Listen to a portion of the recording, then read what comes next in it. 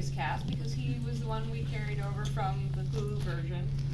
Jackson Robert Scott, who you might recognize from It as Georgie. Yeah. And Joe and Aaron described him on the page in the pilot script as a Pop-Tart in human boy form, which I can't think of a better way to describe both Bodhi and Jackson. Yes. And you know, he's really sort of our way into Key House. Like, he's sort of our point of view character in the pilot, and so he approaches everything so wide-eyed with so much energy and so much excitement and whimsy. And so I think that that is the way that Key House lands on the audience, because we're in his point of view, and he's just fantastic. The whole season, he's wonderful. And then, do you want to talk about Kinsey, or? Yeah, I mean, you know, Kinsey is. We love that. I mean, the way that Joe told the story about her as being someone who was both kind of fearful and you know, also kind of very iconoclastic and brave, and the sort of the. I think she's such the embodiment of what you go through when you're a teenager, of both sort of feeling fearless but also kind of terrified in alternate moments. And the story was kind of this wonderful sort of fantasy manifestation of that, particularly when you could remove the fear from her head. And we, you know, we saw this actress, Emilia Jones, and we just like, oh my God, she's perfect. And ironically, I think in a world where a lot of teenagers get cast in their early 20s, because by the time, if you're an actual teenager, you're not as self-possessed enough to play a teenager on television. Mm-hmm. She was 16 and was the actual age of the character, but was so self-possessed and had so much confidence and natural talent as an actor that we fell in love with her immediately. Yeah. And then Connor? And then Connor, whose work we were familiar with on American Crime, and we were very much a fan of his. He's probably the best example of how sometimes casting can, you know, alter maybe the way that you are thinking about a character, though I think we still very much kept the essence of who Tyler is.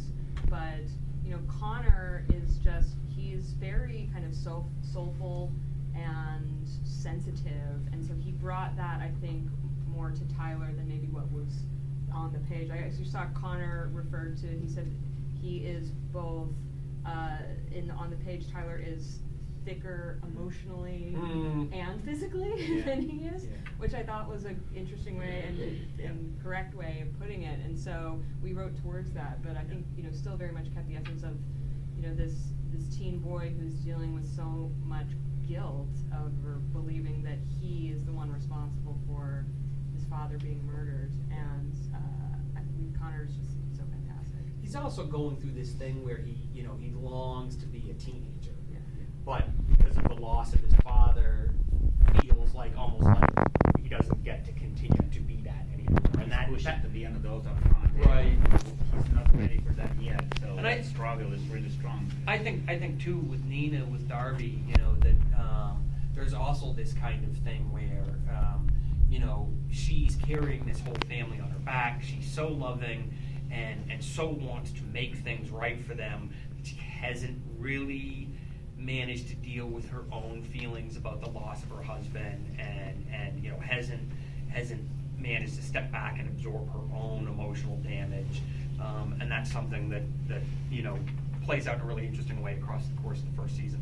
And what I think in which the show succeeded the most in this case, and I think it really is, no pun intended, the key thing that make it work is that this idea that they needed to find not only like the right actor for each part, but the right ensemble cast. Yes. The fact in which they relate to each other and they feel like a family. I remember when it was the process of the casting and it was completed and the cast was announced.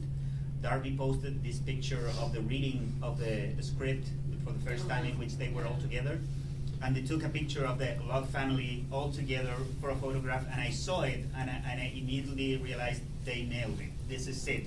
You can feel the family chemistry here. Yeah, you can't fake chemistry. Yeah, it's a thing of body language and the way in which they smile to each other and everything. So I knew the Locks were there and they were ready to come to life on the screen. Go ahead, Carlton. No, I was just going to say that something I've learned across my career as a producer is you can't kind of control for alchemy. You know, you cast a bunch of people and you don't know how they're going to get along. You don't know how they're going to behave. we just were so fortunate in that off screen these characters, the actors loved each other. I mean, they hang out, they have dinner together. They are sort of a surrogate family when they're away from their own family shooting in Toronto. And so I think that the chemistry between the characters is something that you can't act and fake on the level that it exists, because they really are so bonded up. I mean, I don't know that I've done a show where the actors are quite as connected to each other as in this one off screen.